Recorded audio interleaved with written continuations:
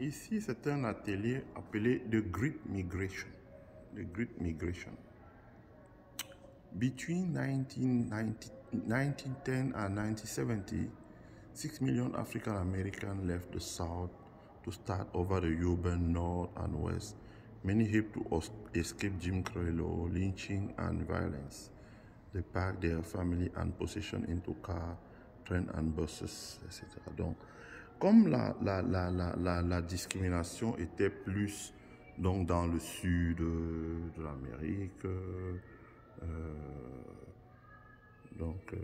comme vous pouvez voir, beaucoup de familles ont déserté le sud de l'Amérique.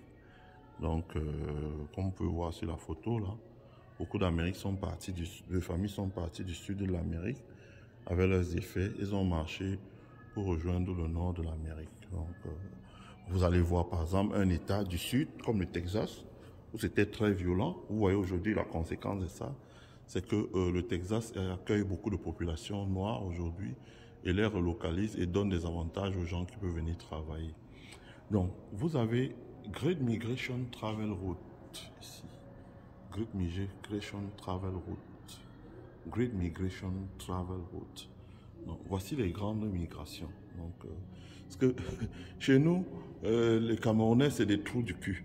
Franchement, je pèse mes mots. Certains Camerounais, devrais-je dire, pas tous. Certains sont des trous du cul. Ça veut dire qu'ils peuvent bien passer la journée à bavarder là ou les États-Unis, mais dès que vous parlez du Cameroun, ils s'enfuient. Mais comment vous pensez que vous allez vous développer si vous ne faites pas votre propre introspection? L'Amérique, elle a le courage de faire la sienne. D'abord, les routes. Vous pouvez voir ici, ça c'est ce qu'on appelle les légendes. Donc quand vous regardez les légendes là, on vous dit Migration Corridor de 1900 à 1929. Donc les gens qui, comme je vous ai dit, qui fuyaient les Jim Crow laws, le lynchage, qui fuyaient également la discrimination après l'abolition de l'esclavage, la population s'est déplacée et elle s'est dispersée le long de l'Amérique. Donc vous pouvez voir ici, donc les gens qui partaient from Southwest to Midwest, ici je vais vous montrer. Il y a les gens qui partaient for Southwest Central, South Central to Midwest, Southwest to Northwest, to Northeast, voilà. Et puis Second Migration Corridor, de 1930 à 1980. Bon, je vous montre, ce que vous comprenez un peu de l'Amérique. Donc la population noire était localisée un peu ici, dans le sud.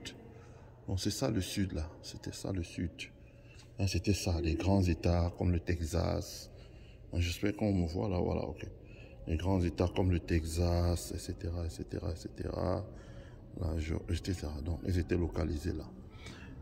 Et puis donc, elles ont commencé à partir. Donc, quand vous voyez, voici les villes où elles partaient. Où elles partaient, les villes où elles partaient, elles sont beaucoup parties vers ce qu'on appelle le Midwest. C'est pour ça que vous avez une ville comme Chicago, c'est une grande ville noire ici, Illinois. Donc vous voyez, elles sont parties d'ici, le Texas, sont parties pour se retrouver ici dans l'Illinois, par exemple. Elles sont parties pour se retrouver plus tard ici, donc ici, là, pour se retrouver dans l'Indiana, pour se retrouver dans le Minnesota, où vous avez beaucoup de noirs. Donc l'Indiana ici, le Minnesota ici, l'Illinois là, le Wisconsin là. L'Illinois est un état où il y a beaucoup de noirs parce que vous voyez que en rouge là, ça c'est les premiers départs, ont atterri dans l'Illinois. Hein, et voilà, j'espère que je montre ça bien. Non, là, ok, d'accord. Premier départ ont atterri dans l'Illinois et le deuxième départ aussi ont atterri dans l'Illinois. Donc vous voyez qu'on s'est retrouvé avec deux départs.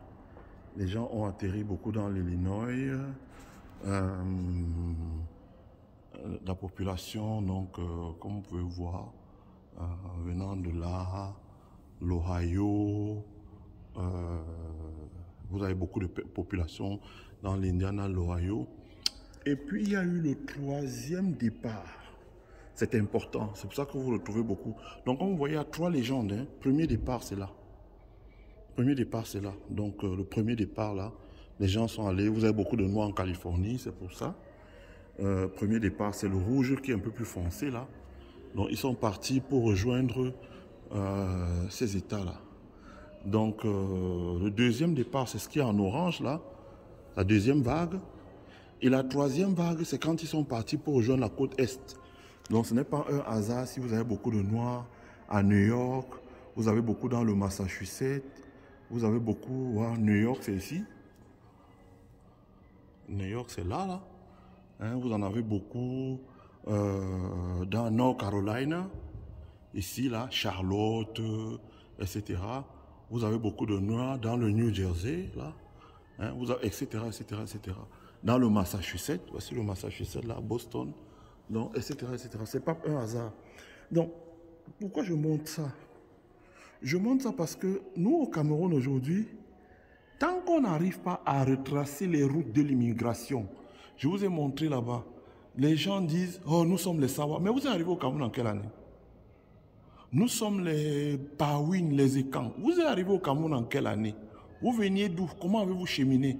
Vous avez tracé comment? Oh, nous sommes les Mbo, nous sommes les autochtones du Mungo. Je vous dis, il n'y avait pas de Mbo dans le Mungo il y a 2 siècles. Ce qu'on appelle le territoire du Mungo, il n'y avait pas de Mbo là il y a 2 siècles. En revanche, les cartes disponibles montrent que oui, il y avait déjà ce que vous appelez les Bamileke dans le Mungo il y a 2 siècles. Et les tripatouages, l'administration a foutu un bordel pas possible. C'est l'administration coloniale française qui a créé le concept d'autochtone, d'allogène, et a désigné une communauté comme étant les autochtones. Elle ne l'est pas. Et puisque nous n'arrivons pas à réécrire la vraie histoire, et que nous vivons sur le mensonge et le faux, c'est ça qui crée tous ces problèmes que nous avons dans notre pays. Il faudra un jour s'y attarder. Hein, regardez. Hein, vous avez je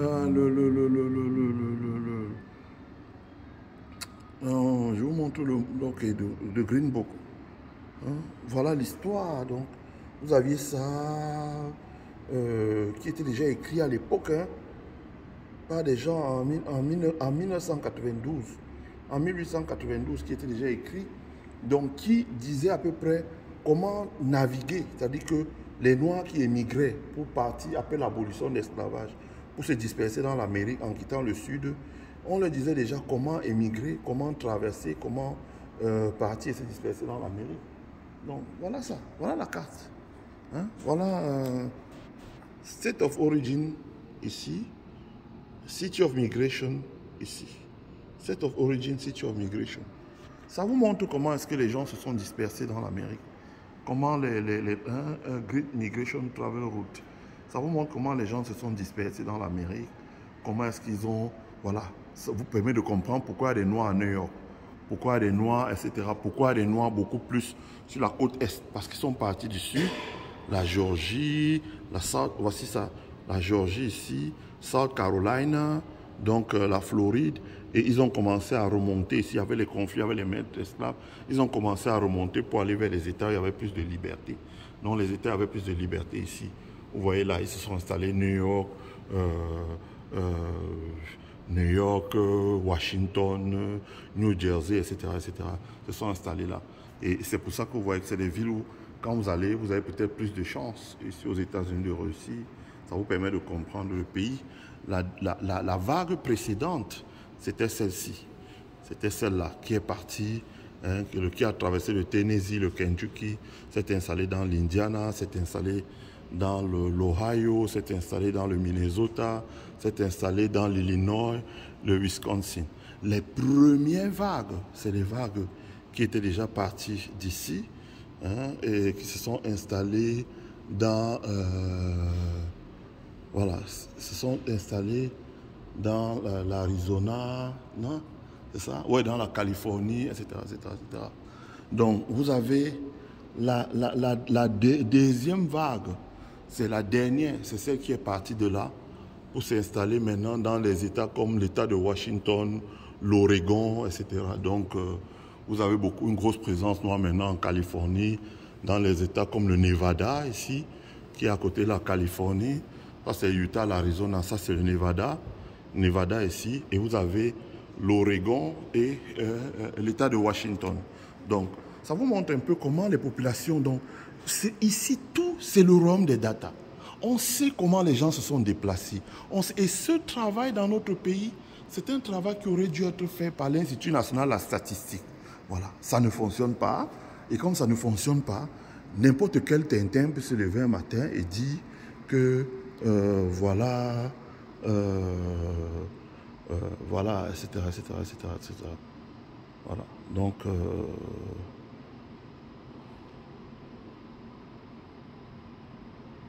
voilà. Donc, c'est un peu ça. Donc, c'est aussi important parce que quand vous arrivez en Amérique, je le dis parce que, bon, après 10 ans d'Amérique, j'ai fini par comprendre beaucoup de choses. Je dis à ceux qui arrivent en Amérique, quand vous arrivez, venez visiter un musée comme ça vous permet de comprendre vers où vous allez vous orienter. Hein, vous allez vous orienter. Hein, si vous arrivez dans cette partie-ci de l'Amérique, vous avez plus de chances de réussir, par exemple. Si vous arrivez dans cette partie-ci de l'Amérique, vous avez un peu plus de chances de réussir. L'État de Washington, l'Oregon, la Californie, vous avez plus de chances de réussir. Et si vous arrivez aussi dans l'Illinois, c'est pour ça que l'Illinois accueille beaucoup de Noirs, vous avez aussi une chance de réussir. Hein? Donc l'Illinois, voilà, ça accueille beaucoup de Noirs. Vous avez aussi une chance de réussir. Même si, bon. Donc c'est comme ça. Bon, je m'arrête là.